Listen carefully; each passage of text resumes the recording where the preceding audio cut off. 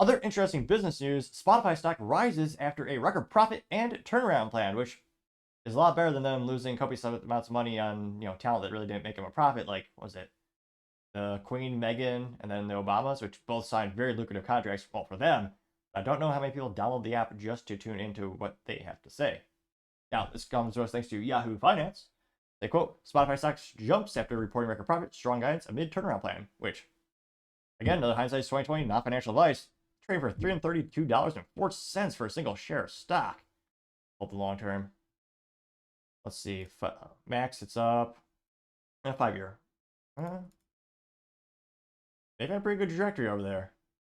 I mean, geez Louise. Was it about 200? Geez, about $240 at the beginning of this year? Wow. Again, hindsight's 2020. They say, quote, Spotify Technologies report fiscal quarter's second earnings on Tuesday this week, bearing expectations of the audio giant record profit, gross margin, and free cash flow in the quarter on the heels of recent efficiency strategy. Revenue came in with estimates while monthly active user metrics disappointed, both of which investors shrugged off as the stock closed 12% higher. In June, Spotify announced it would hike its prices to premium US subscription plans, with increases set to take effect this month. Spotify previously raised prices last summer, which I think I know. Actually, no, I don't know anyone who pays for Spotify Premium. I know it's a thing. And fun fact, this show is also on Spotify. Give it a chance. If you have a chance, give it a couple star review. Let me know how your thoughts are on that platform. But yeah, I always am shocked when I hear someone actually pays for those types of subscriptions. I don't think I ever met anyone. Nevertheless, that is a thing. People do buy Spotify Premium. Now they say, quote, on top of price adjustments, the company has committed to multiple rounds of layoffs and incentives to boost top line growth and maintain margins, like its music-only streaming tier and audiobooks plan only. It also introduced a higher-priced audio bundle that includes music, podcasts, and audiobooks. The audio giant reported an operating income of 266 euros. Well, we'll translate from their monopoly money to our debatably equally useless monopoly fiat money to 289 million American dollars, compared to a loss of 247 million euros. Didn't give us that second translation. Come on, Yahoo Finance.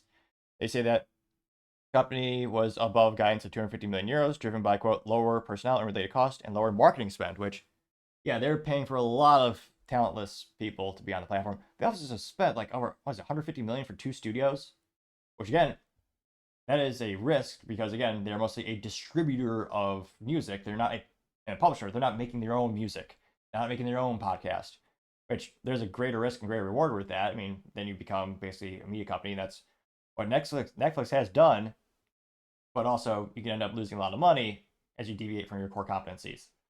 So they took a big risk, and again, you don't still thought it was mentally vacuous that they spent hundreds of millions of dollars on studios when, again, you can have a podcast studio for like, even if you bought the land and constructed a building, you can do that for a couple $100,000.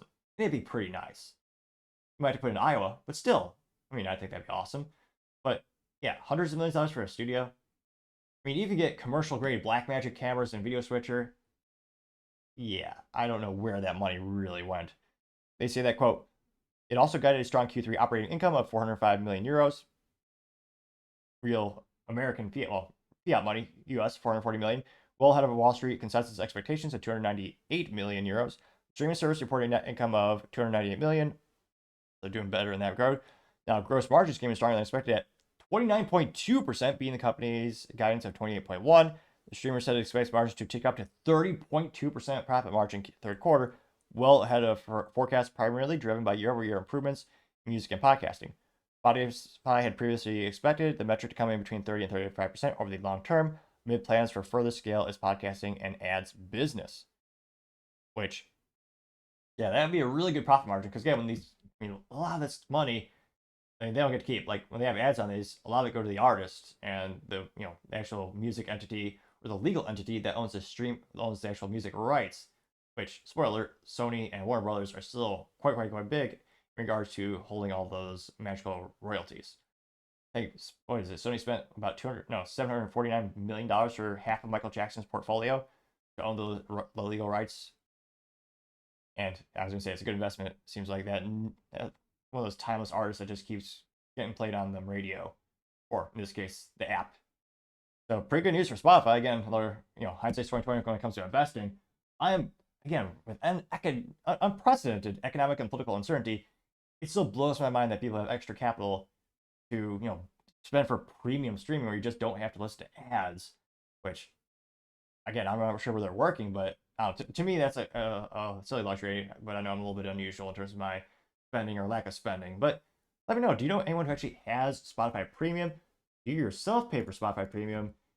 If so, why? Let me know in the comments. As always, I'd be fascinated to hear what you have to say. Thank you, everyone, for taking the time to tune in. Again, we're trying to get to 4,000 subscribers by the end of the month. So if you could click that button, I'd really appreciate it.